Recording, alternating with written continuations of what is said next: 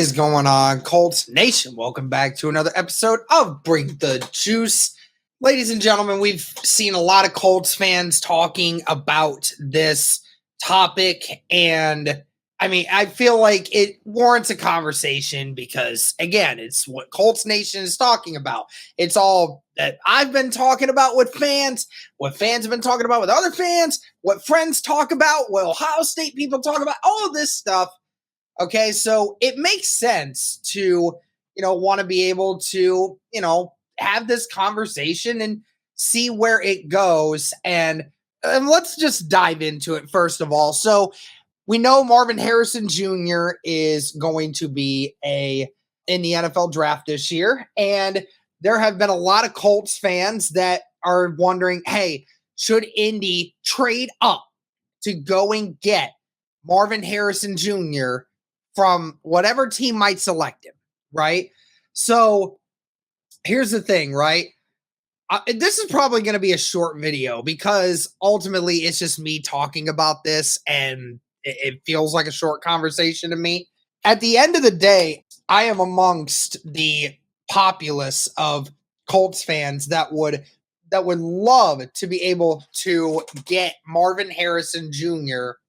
as an Indianapolis Colt. How great of a story it would be for Indianapolis to have the son of one of the all-time greats of this franchise. And not only just an all-time great of the franchise, one of the all-time greats of all time in the NFL, Marvin Harrison. And of course, who wouldn't want to bring the prodigy of that, bring that in here?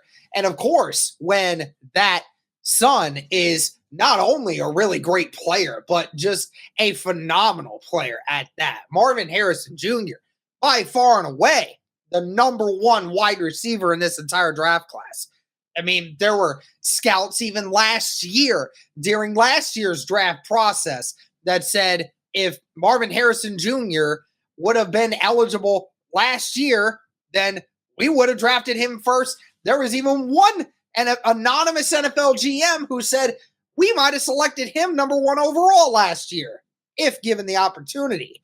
So, of course, we know how a lot of NFL GMs feel about Marvin Harrison Jr., and I'm sure Chris Ballard probably feels just about the exact same way as everyone else does. No doubt that Marvin Harrison Jr. will be a hot commodity for the NFL draft.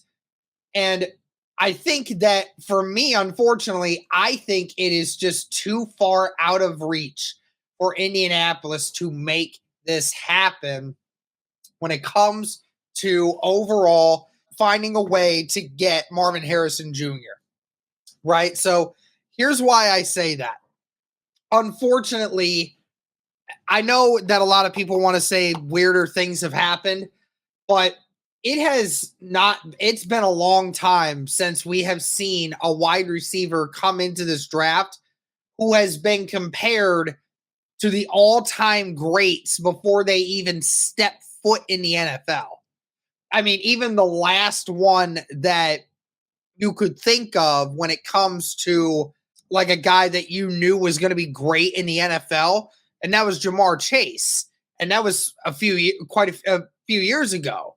And Jamar Chase, he was a top 5 overall draft pick.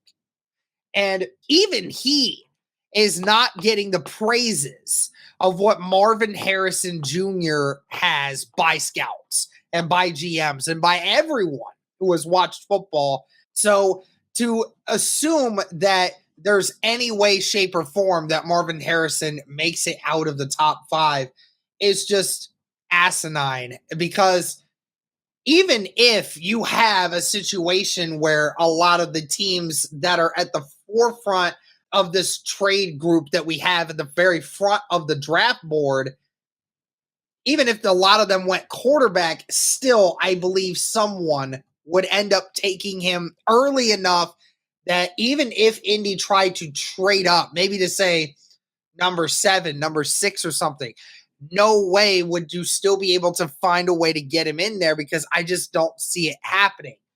Now, of course, this is a lot of circumstantial stuff. Who knows? Chicago may end up trading Justin Fields this offseason. And then we know Chicago is going to take Caleb Williams first overall.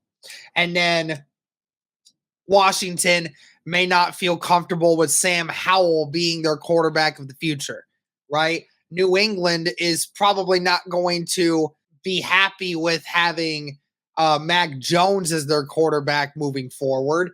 I'd say the only team, two teams in the top five that are perfectly complacent with their quarterbacks that they have at this moment are Arizona and the Los Angeles Chargers for sure.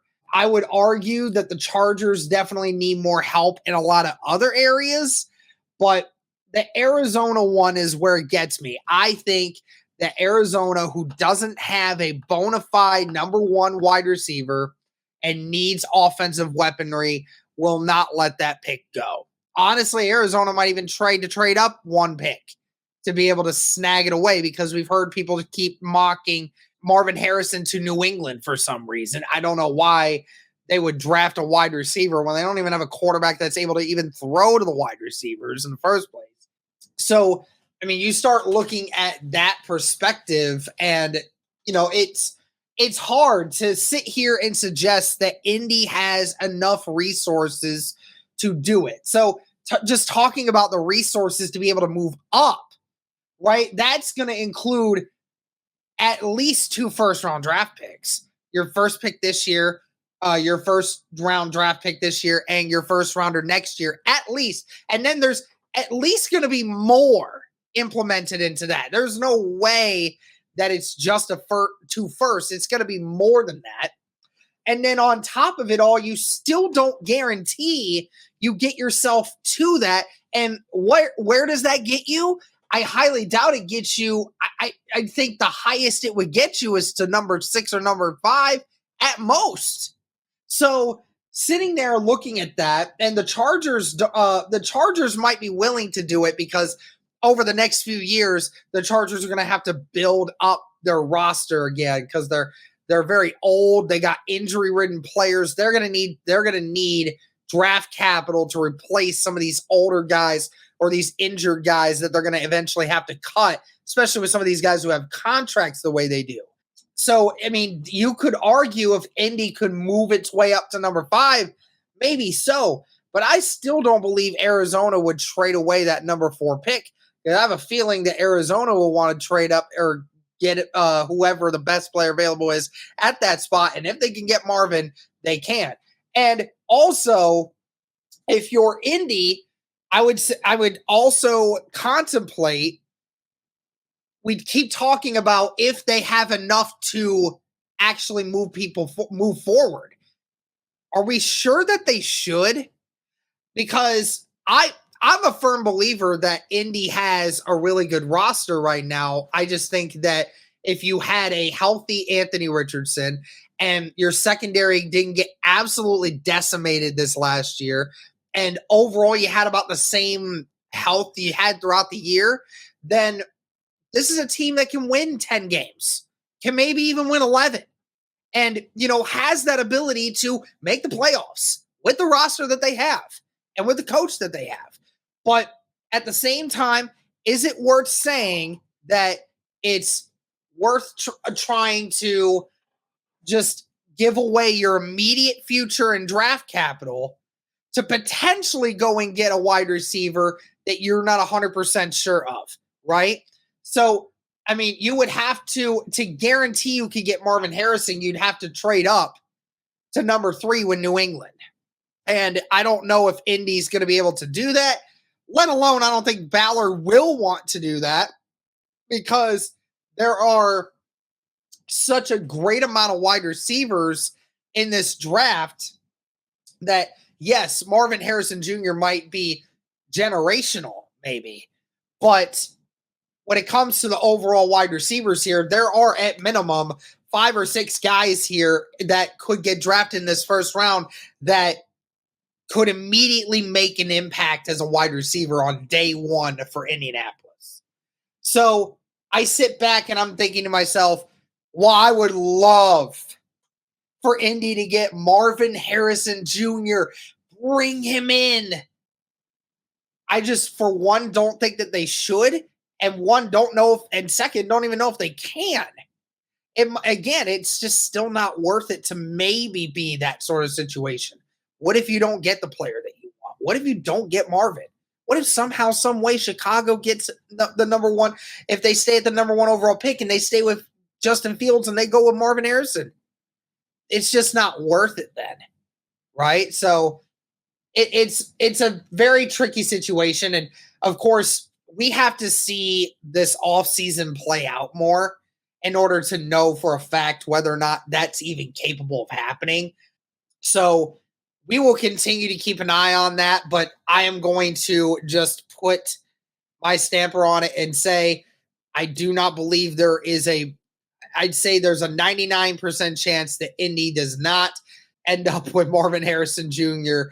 in this offseason in any way, shape, or form. So that's going to do it for this one, guys. But I'd love to hear your thoughts. What would you be willing to give up? What would you suggest the Colts do otherwise? Or do you think that they should go all out to try and get Marvin Harrison and bring him in here and be another weapon for Indy? But that's going to do it for this one, guys. Let me know your thoughts. Thank you so much for tuning in. And as always, go Colts.